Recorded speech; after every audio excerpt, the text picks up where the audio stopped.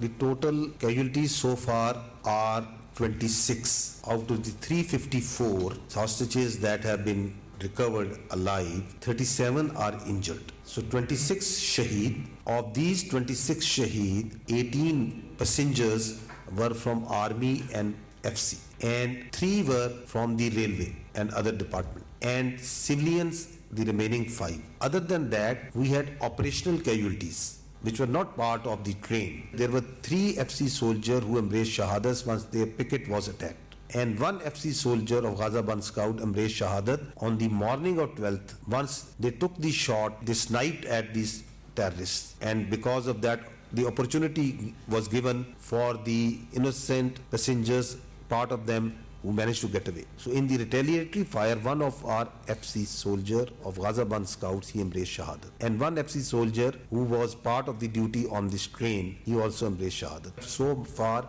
5 operational casualties.